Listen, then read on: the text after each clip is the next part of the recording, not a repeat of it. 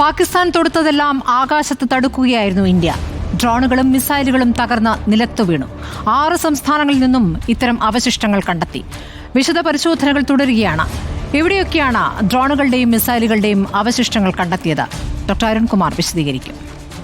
നമുക്ക് നോക്കാം ഏതൊക്കെ പ്രധാനപ്പെട്ട ആയുധങ്ങളാണ് നമുക്ക് ഇന്നിപ്പോൾ തെളിവ് സഹിതം ഹാജരാക്കാനുള്ളത്. ഇപ്പോൾ നേരത്തെ പ്രസ് മീറ്റിൽ പറഞ്ഞിരിക്കുന്ന പ്രധാനപ്പെട്ട ആക്രമണങ്ങളിൽ ഒന്ന് സിർസ, ഹരിയാനയിലെ മിസൈൽ അവശേഷമാണ്. സിർസയിൽ നമുക്കൊരു എയർബേസ് ഉണ്ട് എന്നത് പ്രേക്ഷകർക്ക് അറിയാം എന്ന് തോന്നുന്നു. ഹരിയാനയിലാണ്. സിർസ എന്ന് പറയുന്നത് നമ്മുടെ ക്യാപിറ്റലോട് ചേർന്ന ഭാഗമാണ്.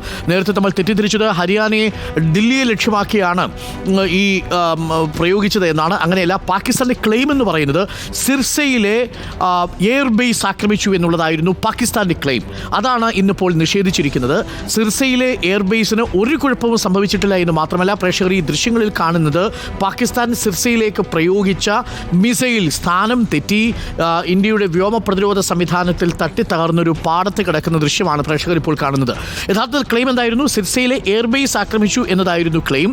പക്ഷേ ആ സിർസയിൽ ഇപ്പോൾ നമ്മൾ കാണുന്ന ഈ മിസൈൽ കിടക്കുന്നത്, മിസൈലിൻ്റെ അവശിഷ്ട ഭാഗങ്ങൾ കിടക്കുന്നത് നമ്മളുടെ എയർ ഡിഫൻസ് സിസ്റ്റത്തിൽ തട്ടി തകർന്ന് ഇപ്പോൾ സിർസയിലെ ഒരു പാടത്താണ് കിടക്കുന്നത്. സിർസയിലെ എയർബേസിന് ഒരു കുഴപ്പവും പറ്റിയിട്ടില്ല എന്നാണ് പ്രസ് മീറ്റിൽ നമ്മളുടെ വ്യോമിക സിംഗ് പറഞ്ഞിരിക്കുന്നത്. ഇതാണ് ആ ദൃശ്യങ്ങൾ സിർസയിൽ.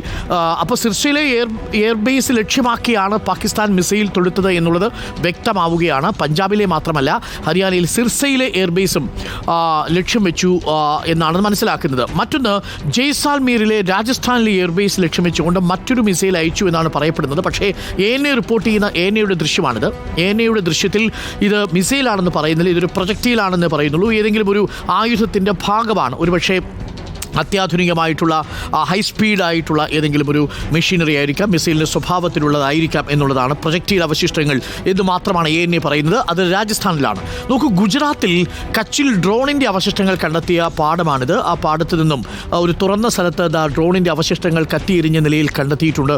ഇത് സംഭവിച്ചിരിക്കുന്നത് ഗുജറാത്തിലാണ്. അപ്പോൾ നോക്കൂ, പഞ്ചാബിൽ ജയ്സാൽമീറിൽ, രാജസ്ഥാനിൽ ഇതിപ്പോൾ കണ്ടെത്തിയിരിക്കുന്നത് ഗുജറാത്തിലെ കച്ച് മേഖലയിലാണ്. ഈ ഡ്രോൺ വിഷ്വൽസ് പ്രേക്ഷകർക്ക് കാണാൻ സാധിക്കുന്നത്. തീർന്നിട്ടില്ല. പഞ്ചാബിൽ തന്നെ അമൃത്സറിലും ഡ്രോണിൻ്റെ മറ്റൊരു visuals, it's very close visual. ഇത് PTയും ANAയും റിപ്പോർട്ട് ചെയ്യുന്ന ദൃശ്യങ്ങളാണ് നമ്മളിപ്പോൾ കാണിക്കുന്നത്.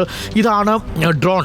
ഏകദേശം 30 കിലോഗ്രാം വരെ ഭാരം വഹിച്ചു കൊണ്ടുപോകാൻ ശേഷിയുള്ള സ്ഫോടന വസ്തുക്കളുമായിട്ട് പോകാൻ ശേഷിയുള്ളവയാണ് ഇത്തരം ഡ്രോണുകൾ. It's very close.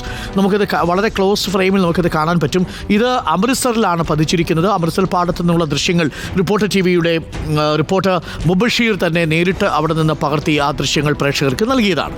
ജലന്ധറിലും മിസൈലിൻ്റെ ചില ഭാഗങ്ങൾ കണ്ടെത്തിയെന്ന് ANAയുടെ റിപ്പോർട്ടുണ്ടായിരുന്നു. ഇതാണ് ആ മിസൈലിൻ്റെ ചെറിയ ഭാഗങ്ങളായിട്ട് കിടക്കുന്നത്. ജലന്ധറിലുള്ള ഭാഗമാണ്.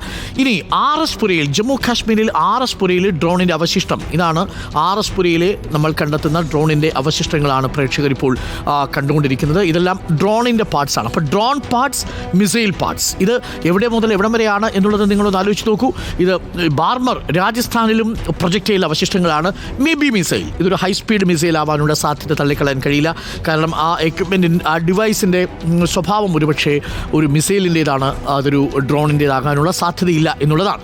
ഇനി ബിഷ്ണയിൽ, ജമ്മു കാശ്മീരിലെ ബിഷ്ണയിലും ഒരു പ്രൊജക്റ്റൈൽ ഭാഗം കാണുന്നുണ്ട്. അതായത് നേരത്തെ ഡ്രോണുകൾ മാത്രമാണ് ഉപയോഗിച്ചിരുന്നതെങ്കിൽ തുർക്കിഷ് ഡ്രോണുകൾക്കും ഒപ്പം ഹൈസ്പീഡ് മിസൈലുകൾ ഉപയോഗിച്ചുകൊണ്ടുള്ള ഒരു ആക്രമണമാണ് നടത്തിയിരിക്കുന്നത് എന്നുള്ളതാണ്. ഇനി ജലന്ധറിലെ മറ്റൊരു ദൃശ്യം ഞാൻ കാണിക്കാം. ജലന്ധറിലെ ഡ്രോണിൻ്റെ വിഷ്വലാണ് ഈ കാണുന്നത്. ഇതും ഒരു ഡ്രോണാണ് എന്നാണ് നമുക്ക് മനസ്സിലാക്കുന്നത്. ജലന്ധറിൽ നിന്ന് എടുത്തിരിക്കുന്ന ദൃശ്യങ്ങളാണ്.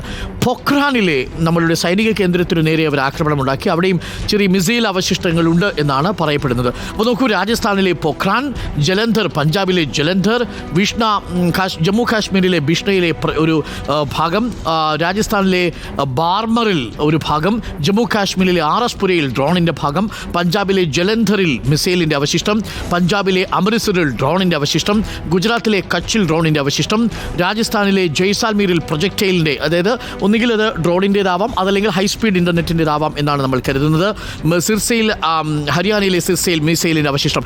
ഇത്രയുമാണ് അവശിഷ്ടങ്ങൾ നമ്മൾ കണ്ടെത്തിയിരിക്കുന്നത്. ഇതാണ് പ്രസ് ബ്രീഫിംഗിൽ വിംഗ് കമാൻഡർ വ്യോമിക സിംഗ് പറഞ്ഞിരിക്കുന്നത്.